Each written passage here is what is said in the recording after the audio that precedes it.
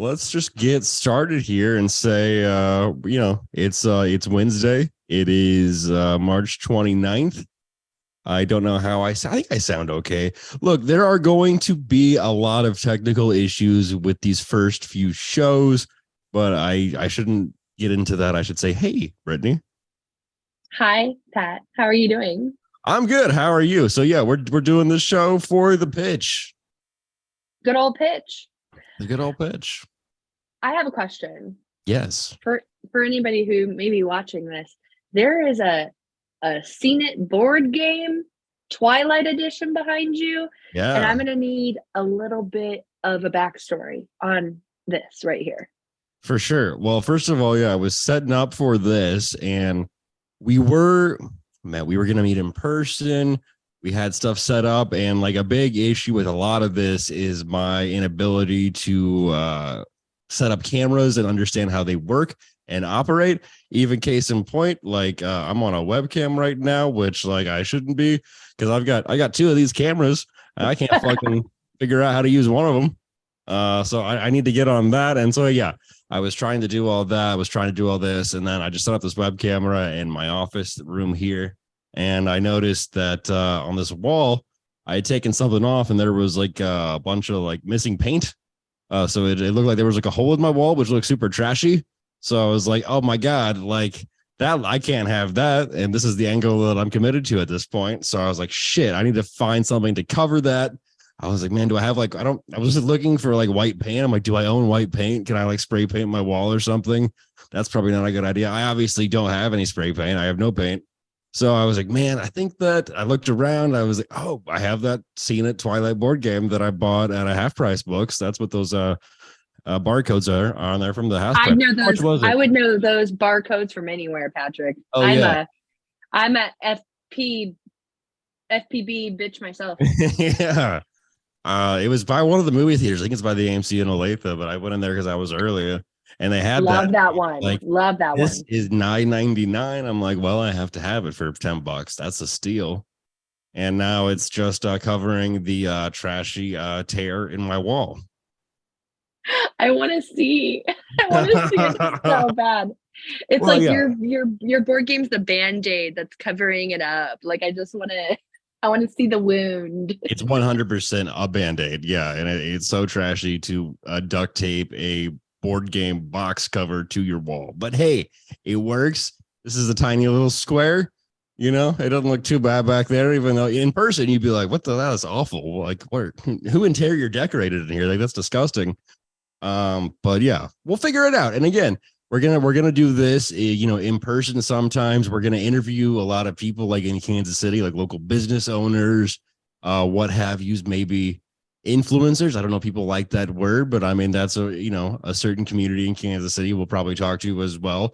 Maybe politicians. I doubt it. I doubt they'll talk to us, but hey, it's possible.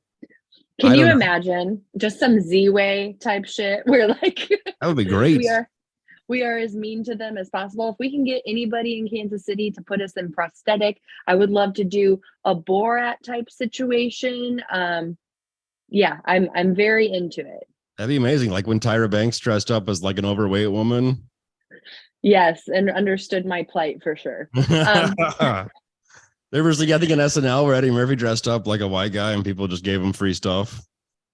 I haven't seen that one, but that's That's perfect. pretty I great. love that. Yeah. So yeah, no, that's a really good idea. I also liked the idea of like I reached out to Jason Kander to see if he would do like edibles with us, and he emailed me back politely and was just like, I'm gonna have to respectfully decline.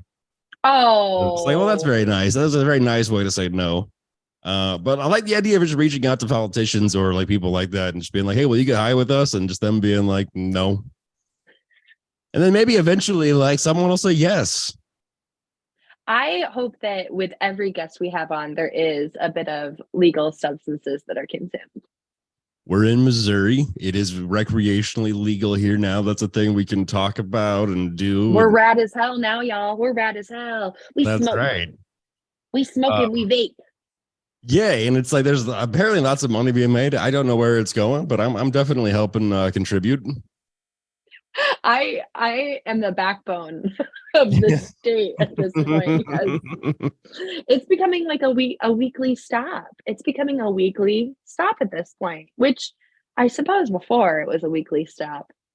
Yeah. But Just, you somewhere know, else. But yeah, you were usually on someone else's time frame. yeah. Yeah, it was when they got off work. Yeah. Waiting on a You know, text back. Like, you send like two texts and you're like, I don't want to send a third one. Like they had to have seen it. yeah, there was like I get off my shift at GameStop and then I gotta go bartend at Westport Flea Market.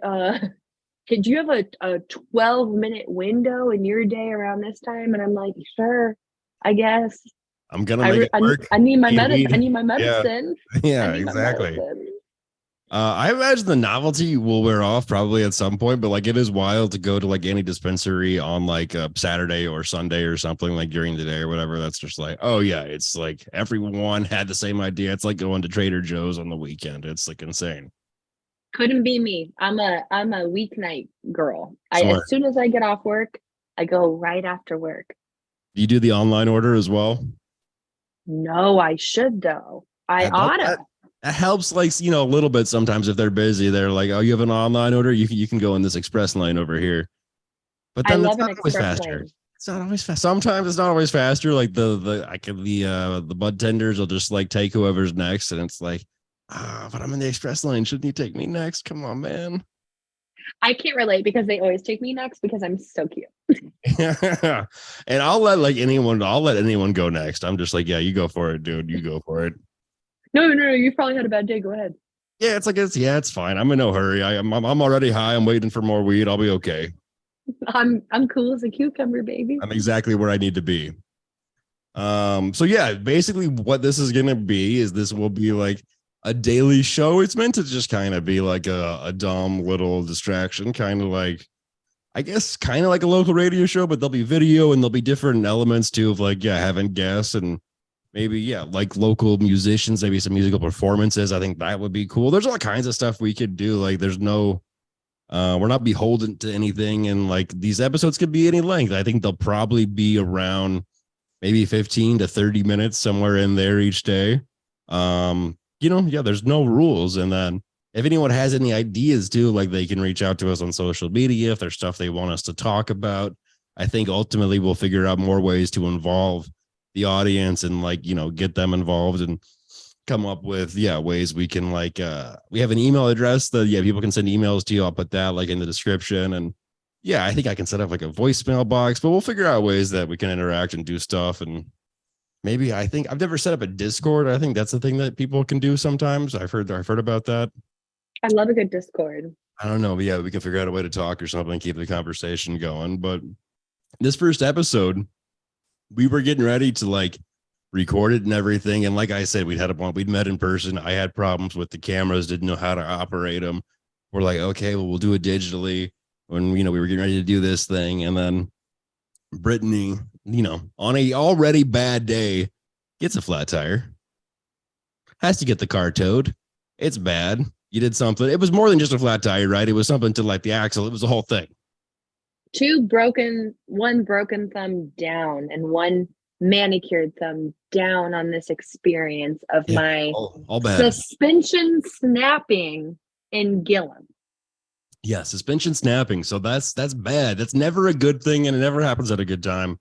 So yeah, I think we were gonna do a more basic episode, but I feel like this is a good first episode. It's kind of random. It's kind of nonsense. We're kind of letting you know what it's gonna be. Sometimes it will just be us, and we'll talk about local news. We'll probably definitely talk about stuff that's going on the pitch website and like a pitch events, and we'll talk about things that are happening locally in Kansas City, like Thursday's opening day. I don't know that anyone really cares. I think I'm going. I don't really want to go, but I am going.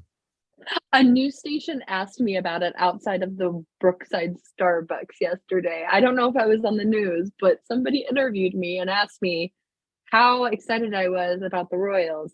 And what I wanted to tell them is a year ago or 2 years ago, I went to a Royals game and dropped Molly. And it was my first big event after the pandemic. And I just watched everybody go to their seats like little ants, and it was the best time, and that's what everyone should do.